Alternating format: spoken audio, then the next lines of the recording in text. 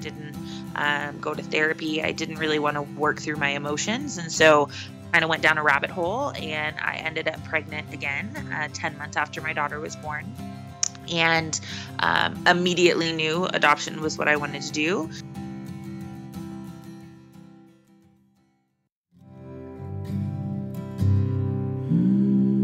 Welcome to Mommy Space. My name is Brianna Bernhard, your hostess, and I am a new mom. I selfishly created this podcast to get some advice and inspiration from the moms in my community who are doing amazing things while raising their families. I've realized motherhood is hard, but knowing I'm not alone in this call makes all the difference, and I hope you feel refreshed as you listen. Welcome to the tribe.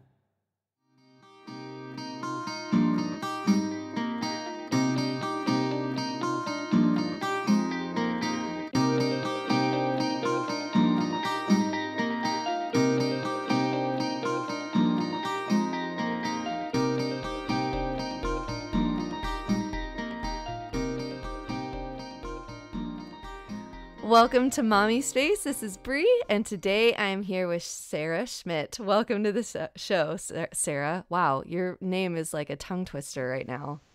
It is, and it's got so many extra letters in it. I think we could Scrabble anytime we played. So, well, I'm super excited to have you on the show because, for one, you are probably the oldest friend that I have on this show. I would say so. Yeah. Sarah used to babysit me, so that's just saying something. But we go way back. Our families have been very close for many, many years. So, yeah, I'm just really excited to talk to you about your journey into motherhood. You have a really unique story, and which is why I wanted to talk with you and highlight you. But before we dive in, tell us a little bit about yourself, where you're located, what's your family life look like, and a little bit about daily life. Perfect. Well, both my husband and I are from Southern California, but we are currently living in Salt Lake City, Utah. And I personally am a birth mother. So I placed 2 children for adoption back in 2001 and in 2003. So my birth kids are 16 and almost 15. Oh my goodness gracious. That's just great. So that really started my journey, but becoming an actual parent and parenting started about 10 months ago. I had a baby boy in March, and this is our first foray into the parenting life. So I am a stay-at-home mom, and so I stay with the babe, and my husband is a commercial plumber and is going to school for his journeyman. So he is very busy. I'm very busy. Yes. It's an awesome little life that we're setting up here in Salt Lake, and we really love it here in Utah. So awesome. That's so cool. Awesome. Okay. So I thank you for mentioning that, being a birth mama. I would love, if you're open to it, if you could share a little bit about your journey into motherhood, how that looked for you. And then we can kind of move into like where you're at right now and how that is playing out in your day to day too. Perfect. Yeah. I grew up, I mean, obviously I babysitted you, and babysitting was one of my favorite things to do. I always wanted to be a mom. My brothers were your brother's age. So I was the built-in babysitter, and I got to hang out with all of you guys and spend time with you. And so being a mom was something that I always thought about. It was something that was always at the forefront of my mind. Growing up, I wanted to be a stay-at-home mom, and I wanted to be a wife. Those were the 2 things that I wanted to be. And so when I was growing up, my aunt actually is also a birth mom, and she placed, I think I was probably 15 maybe when she placed, 14. And so she's just like 5 years older than I am. So I watched her go through that, but I don't think I really understood what was happening. Just a young teenager and not really getting what was going on. But adoption was always a very positive thing in my life. And we had a lot of friends that had adopted, and I had a lot of friends that were adoptees. And so adoption was always very positive to me. And when I went away to college in 2000, I had decided, I'm going to do exactly what my parents did. I'm going to meet the love of my life. I'm going to have babies. That's what I'm going to do. And so I got into a relationship and ended up finding myself in an unexpected pregnancy at the end of my freshman year of college, and really knew without a shadow of a doubt that I wasn't going to be able to provide this child with everything that I wanted for her to have. I knew that it wasn't my time. And so I began to look into adoption, and ended up finding a couple that I just completely fell in love with. And they became part of our family. And we ended up placing, it was 2 days after September 11th happened. Wow. So talk tumultuous time for everyone, but such a beautiful bonding experience for us to be in the hospital together, you know, having hard conversations and the walking through what life was going to look like, bringing a baby into this world that's just so broken and you know, so much heartache. And so that was a pretty intense experience. But I didn't end up getting any help, really. I didn't support. I didn't go to therapy. I didn't really want to work through my emotions. And so kind of went down a rabbit hole, and I ended up pregnant again 10 months after my daughter was born. And immediately knew adoption was what I wanted to do. But when I approached them, they had just adopted her 10 months prior. It was like, oh my gosh, we don't have money for another baby. There's no way to do that. And so I went through a couple of months of really just preparing myself. Okay, well, I'm going to be a single mom then, because I don't want to do this again with another family. And if it's not going to be them, then it's going to be me. So I, started looking into government programs, started going to mommy classes. And a couple of months after we had our initial conversation, they got in touch with me and said that he had been given a raise at work and that they could totally afford to have a baby now. So it was, but in my mind, I had already been so set that, okay, I was going to parent, that I was kind of at war with myself because I knew I was in a worse place the second time than I was the first time, and that I wouldn't have been the best for him as his mom. And but then that still small voice in the back of me is going, well, no, you have to be his mom. Like, you can't do this again. You can't let go of another piece of your heart. That's just not the way that this is going to work. And it took really up until the hospital. Their mom came in to visit me right after I had him, and I was still, kind of fumbling with my emotions and not really knowing what to do. And she just broke down and started crying, and she was like, you have given me the greatest gift that you could have possibly ever given me, and there's no way that I will ever be able to thank you or repay you, and you don't have to make this decision based on anything other than what you feel is right. And in that moment, it was like, oh, he's yours. There's no he belongs to, except for God, obviously, that he needs to be a part of your family. And so it was kind of the perfect storm, if you will, for a couple of years of just me, placing twice and getting close to them, and then really kind of trying to figure out where my life was going to go from there. And I really wallowed for about 10 years after my second placement and didn't really understand my emotions, didn't really understand my feelings, and was just kind of lost in this kind of headspace for a while. But motherhood was still always at the forefront of my mind. Like, choosing adoption and choosing placement in my own personal experience had absolutely nothing to do with not wanting to be a mother, because I always had wanted to be a mother. I wanted to be their mother, but I knew in that space of time that I couldn't give them what they needed and that their parents could. And so it literally the perfect situation that ended up catalyzing me until like this tailspin for about a decade.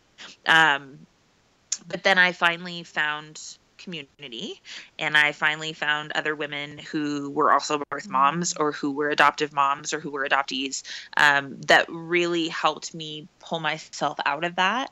And I started having these thoughts of, okay, well, motherhood has already come to me twice and I haven't accepted it. So why would God allow this to happen for me again?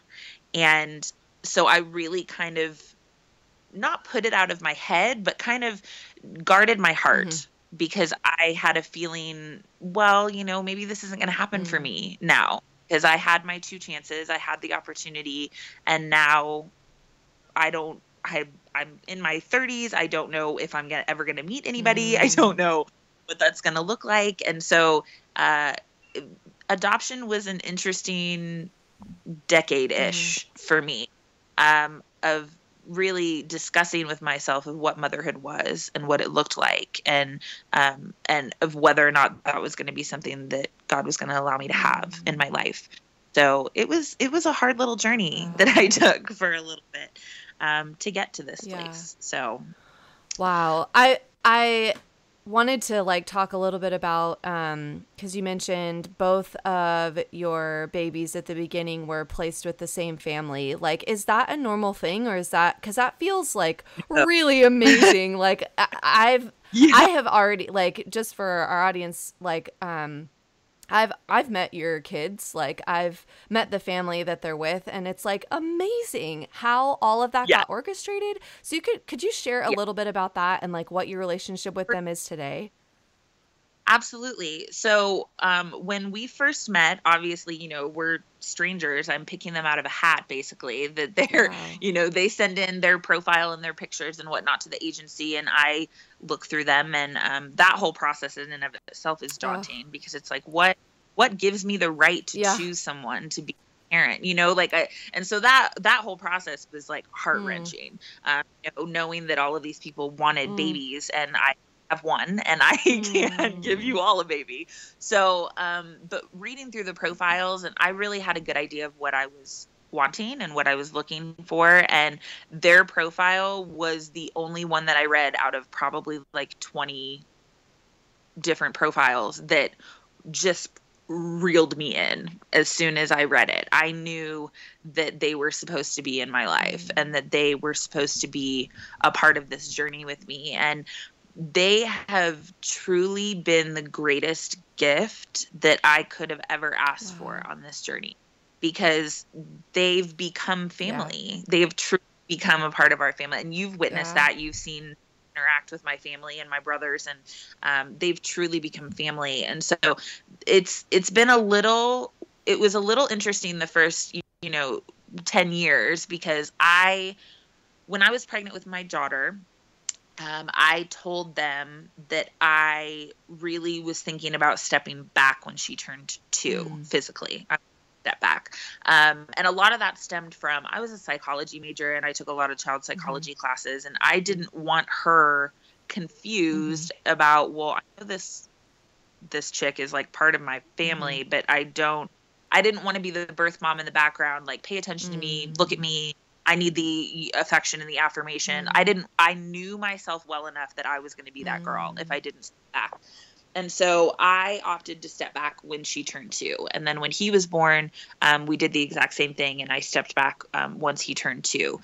So I physically stepped back, but we still did letters and emails and phone calls and, that sort of thing. They always knew who I was. And when I had first made the decision, they took my parents out to dinner, and they were like, okay, so we know that Sarah wants to step back when she turns 2, because at the time we didn't know there was going to be a he. It was just her. And so, we know that she wants to step back, but we would love for y'all to be a part of this if that's something that you want to do.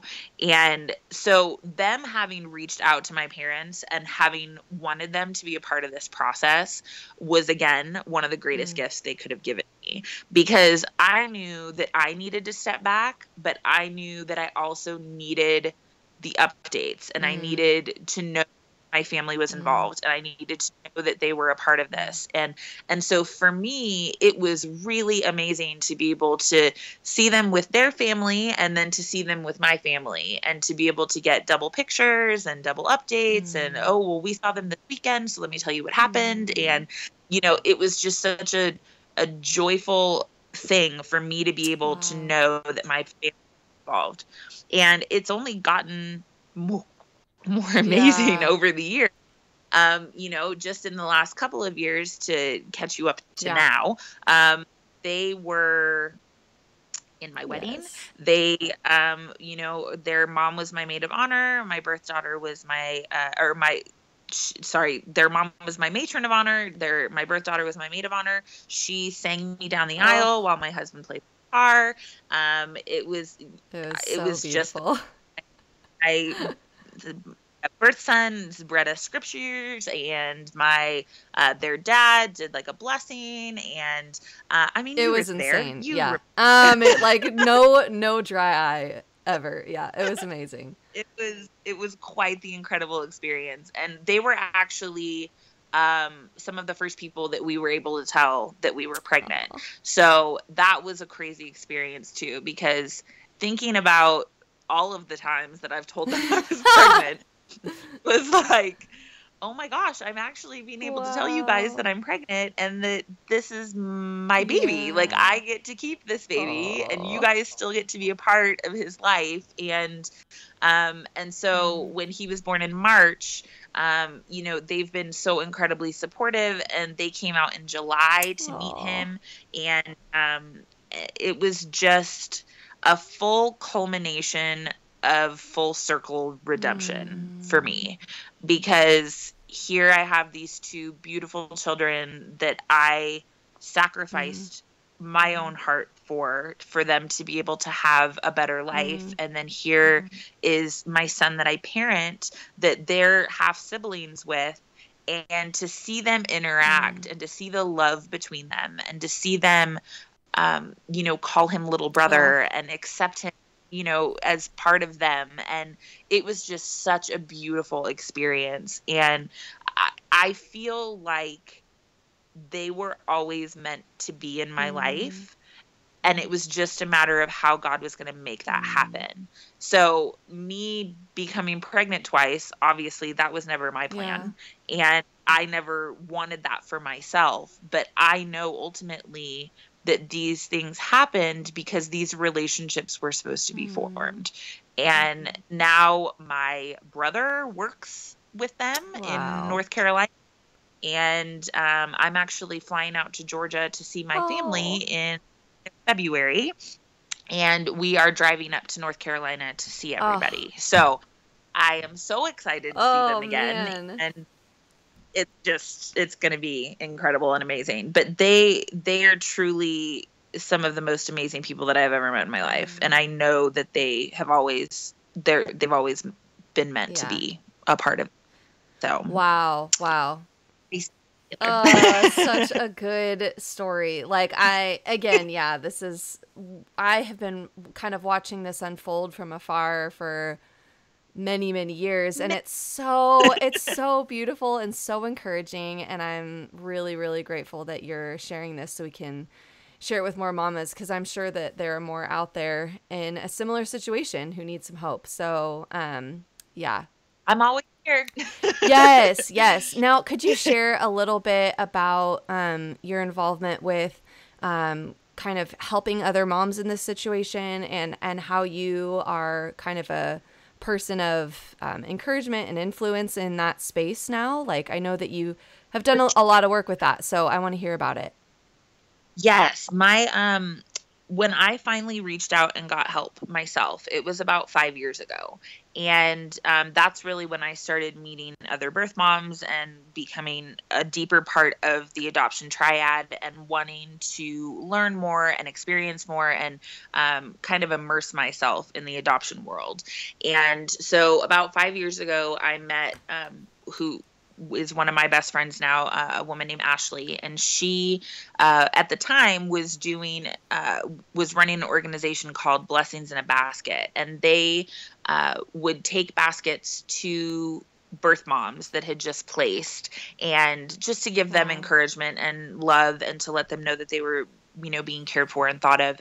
And so I just kind of jumped on her bandwagon of wanting to be whatever I could for these women. And Blessings in a Basket ended up closing its doors, but she and I have worked side by side for the last 5 years, really to do everything in our power to allow birth moms to not only have community, but to be able to have people around them that were going to encourage them to move forward positively. I think I wallowed for so long by myself that my dream is just for all birth moms to be able to have that kind of community where they don't feel like they have to drown by themselves. And so last year, Ashley started an organization called Lifetime Healing. And what we ended up doing with Lifetime Healing is we wrote a curriculum specifically for birth mothers to be able to evaluate their emotions for a 12-month period for the year. And we have started partnering with adoption agencies and law adoption professionals and crisis pregnancy centers and resource centers to be able to get our curriculum and our material to these women across the country.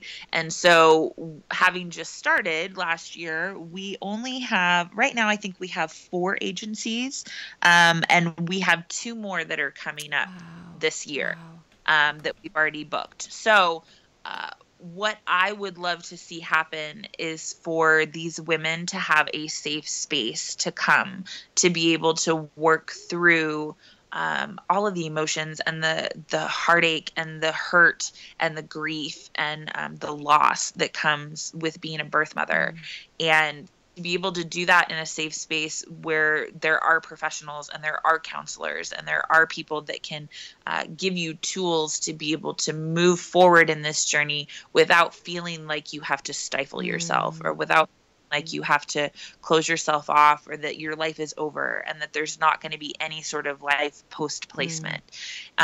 Because there is. And even though it took me a really long time to find it, the fact that I have discovered that there is life after you've placed a baby is one of the most amazing discoveries that I have come across, because I truly thought for a very long time that my life is over. No one's going to want me. No one's going to want to be with me. No one's going to, I'm going to spew this story out onto people and they're just going to be like, you're a horrible person for doing this. And, and I did face a lot of adversary when I was, in the early part of my journey, of people just being like, well, you're a bad mom that you gave your, and, and having to grapple with that and deal with that, especially with people outside of the triad that are ignorant and they don't understand what happens and the goings on. And, if you've never been in that situation before, it's very hard to judge it, do. And so I really wanted to be a part of something to create a safe space for these women. And so with Lifetime Healing, they're able to find support groups in their area to be able to work through these emotions with other women who understand what's going on in their lives.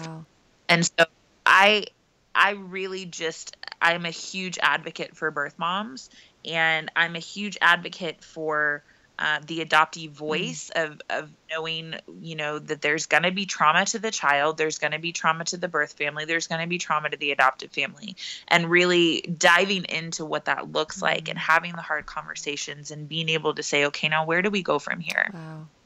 Wow.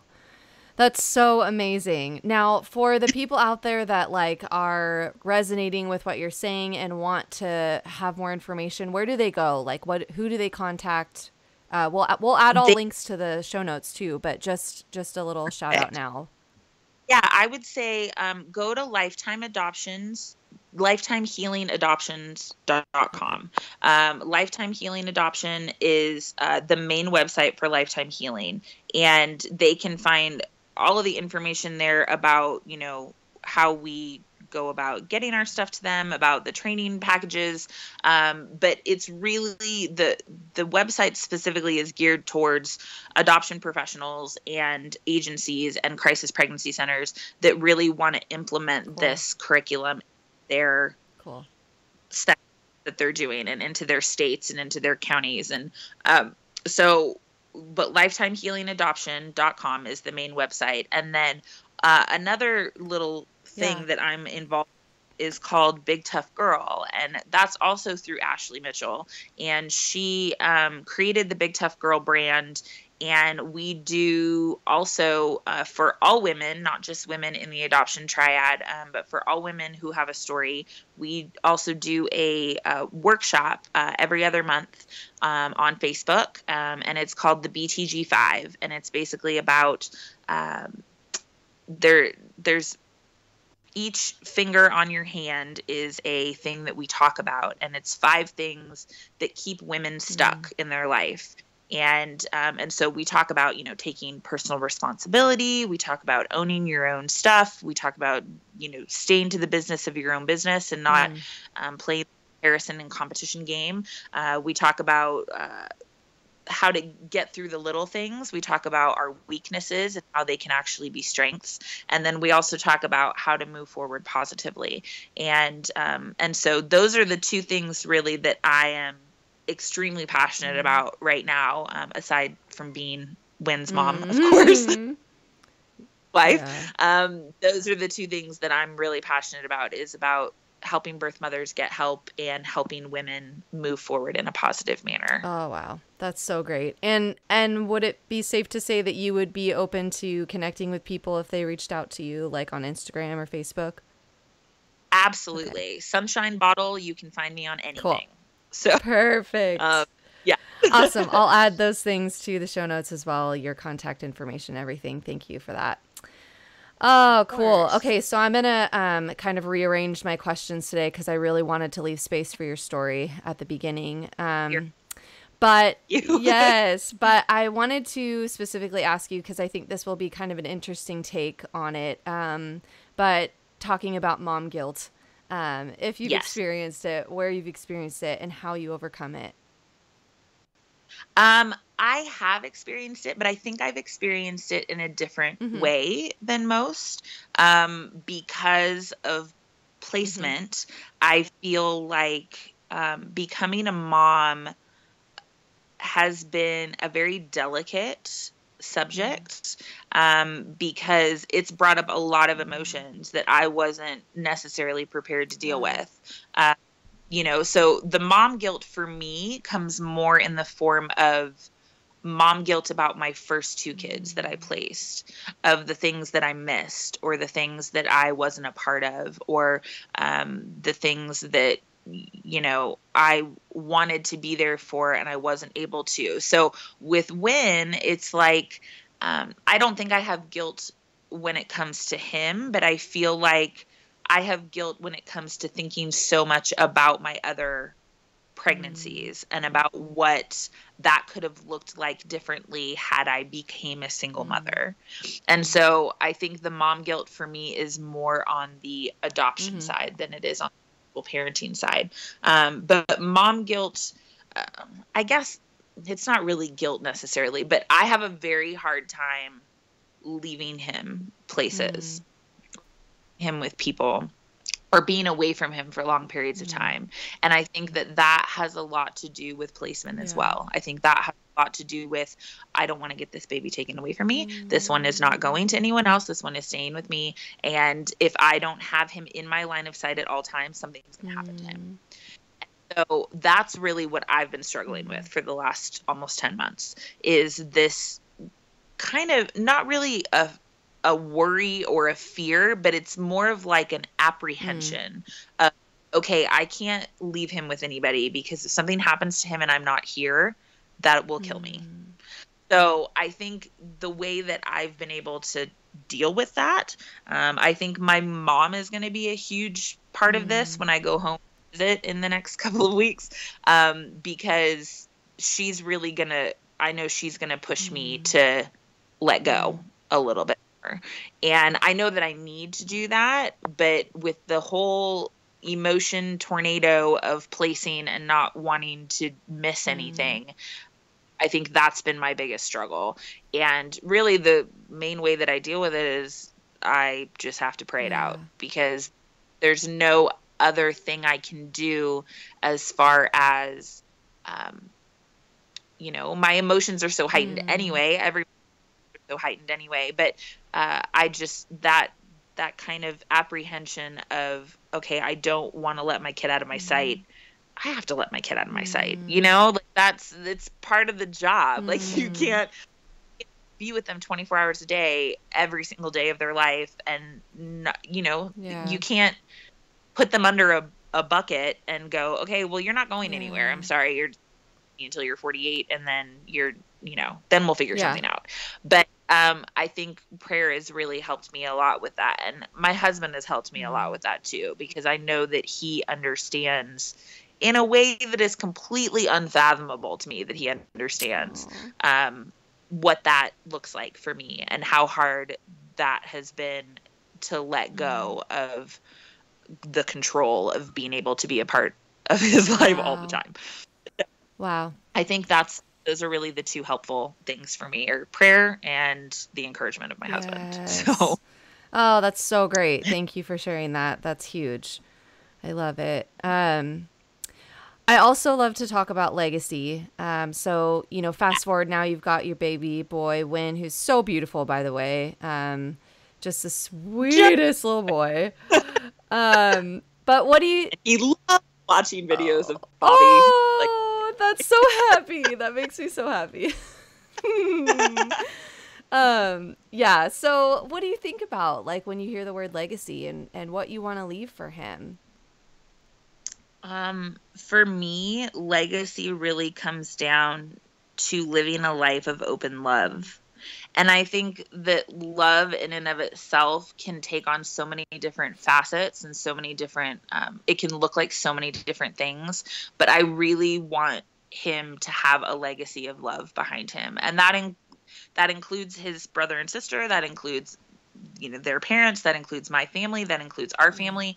I just want I want to leave him with an open heart, knowing that love can literally conquer anything.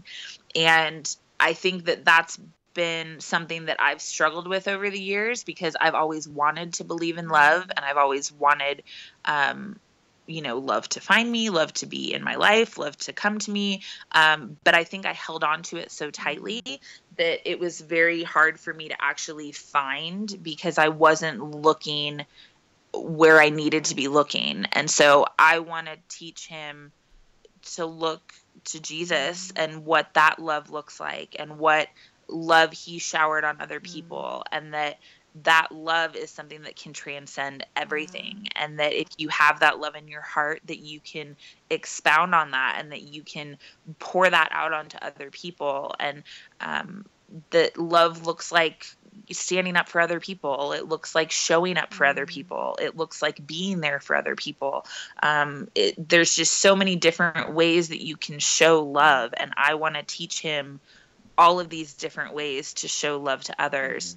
Not so he can get love back, but so that he can have that fulfilled sense of that he is leaving a legacy of love behind. He is seeing the fruits of what has happened up to this point. Once he gets old enough to understand, and we can explain to him about his brother and sister, like, I want him to feel that love between them. I want him to be able to expand on that love and be able to share his story without feeling like he's being stifled or feeling like shushed, or I think we as women especially, it's very hard to not feel loved and to feel like we're being silenced. And I don't want him to ever make women feel like that. And I don't ever want him to not be helpful to others, to allow them to see that love in their own lives.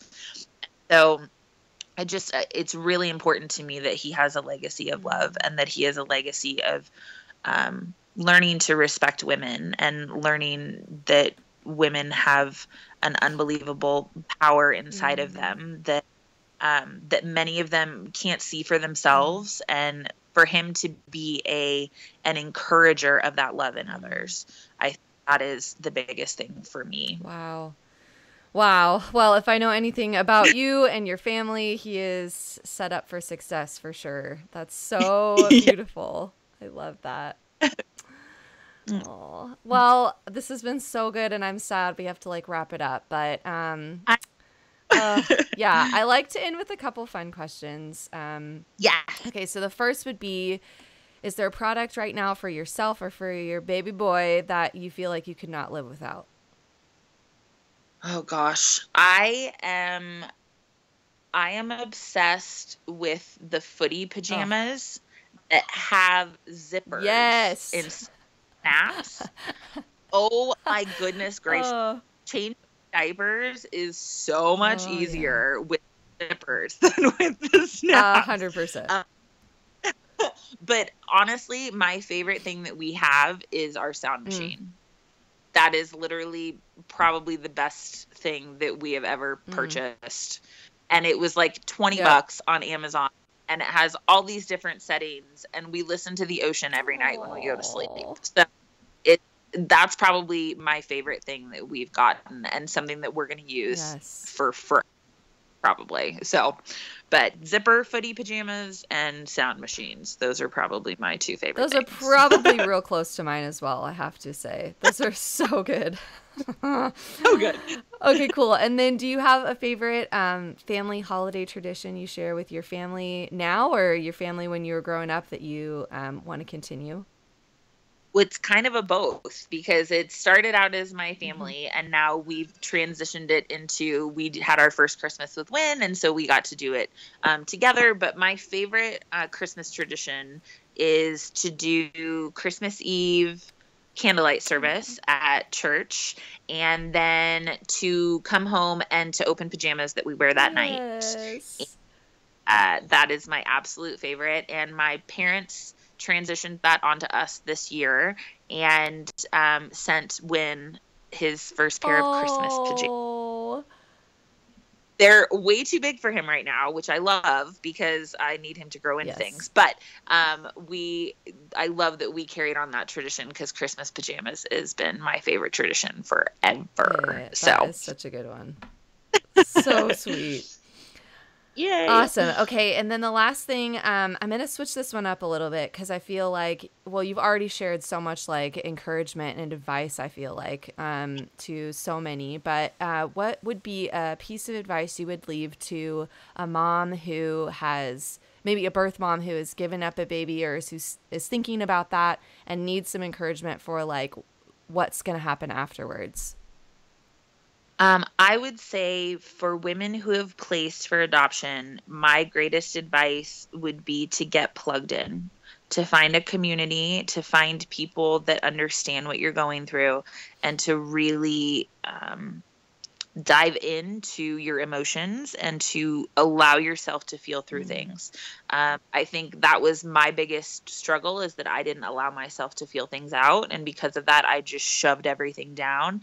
And then it all kind of word emotion vomit came out Mm. over the next decade. So I would highly encourage anyone to get plugged in. You know, we also have a group on Facebook for birth moms called Parenting After Placement. Awesome. And it's a great page that a fellow birth mom started. And, you know, something like that, where, you know, there's many other women out Mm. there who have placed and then are now parenting.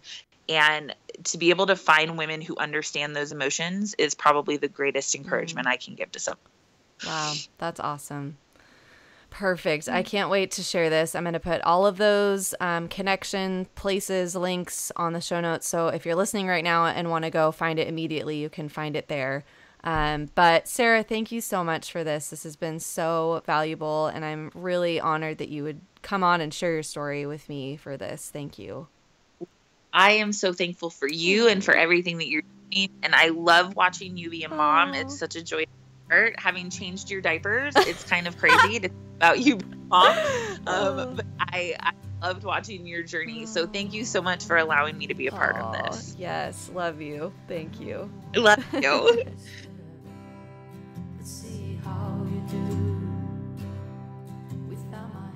Thank you so much for tuning in to this week's episode with Sarah. I hope you enjoyed our talk. It was so good to catch up with such a sweet old friend. If you would like to get any information again on Sarah and the organization she's a part of and has poured into, be sure to check out the show notes. And for those of you who don't know what the show notes are, which I have been there before, it is the text that describes what this podcast is about. So if you're in iTunes, when you go to click on the podcast, there should be text there, and there will be physical links that you can click to get to where you want to go. Also, be sure to check us out on Instagram and Facebook at Mommy Space. You can always message me if you have any questions, get in contact with any of our guests. Typically, I'll always post about them and tag their Instagram, Facebook, whatever. So be sure to check us out there. I love to connect with new people, so I would love to hear from you. You can also email me at mommyspace@gmail.com. And yeah, one last thing, guys, something that has been really helpful for this podcast to grow is iTunes ratings and reviews, which you can do on the podcast app in iTunes. I also have kind of detailed description on how to do that in the show notes as well. But this is one way that you can show your love and support for this podcast. It helps the word get out to more mamas about our guests and just to feel more connected and part of a community. So if you could do that, leave us a rating and review. That would be amazing. Love you guys. Just a reminder, you are loved, you are enough, and you're doing your very best. See you next week, Mama.